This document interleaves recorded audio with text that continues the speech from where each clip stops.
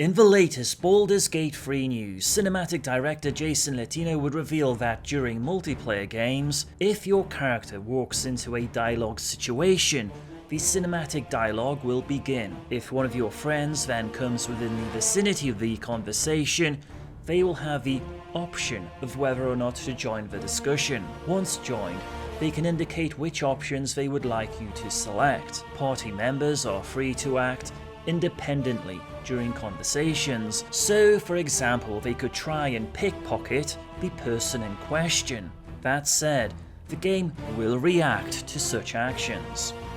An important aspect of the cinematics in the game will be to tell the story from your own perspective. So, for example, you should see notable differences between a gnome and an elf. As mentioned in the previous news video, Larian are currently asking the community for questions, some of which they answered. There will be many features associated with different difficulty levels. However, EA will not be launching with those options. Alignment will not have any impact on the game. Similar to D&D 5th edition, there will not be a strict alignment system. Simply, your actions and decisions will impact upon how the world and people will react around you. You are free to be as good or evil as you want. Just like DOS 2, modding will be supported for BG3, but not for EA.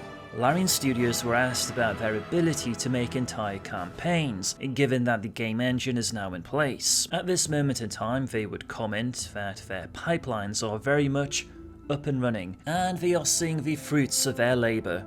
However, it takes a long time to make such a comprehensive game with so many permutations. Ultra-wide will be supported, and it is already being taken into account with the production of the cinematic dialogues. The time of the release globally will be 10 AM PST on September 30th, which I believe is 6 PM in the UK.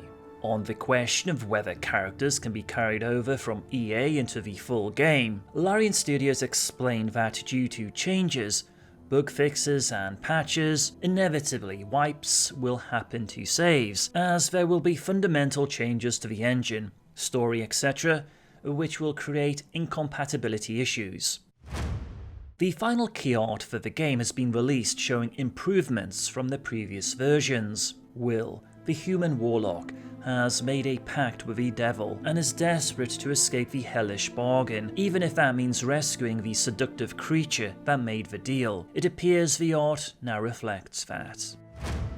Several new gameplay scenes were revealed, including a new character. Say it. You think I'm a monster? However, aside from having elf-like features, information on her currently remains elusive. An update to the UI was also shown as the party was fighting a level 3 owl bear. Owl bears are known for their ferocity, aggression, and stubbornness, making them fearsome predators.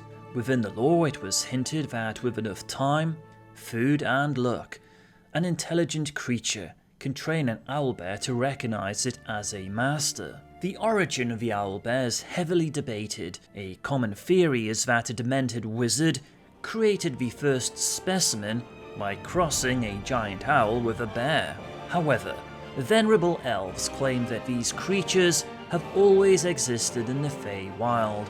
The next community update will be dealing with romances in Baldur's Gate 3. Until next time, adventurer. You must gather your party before venturing forth.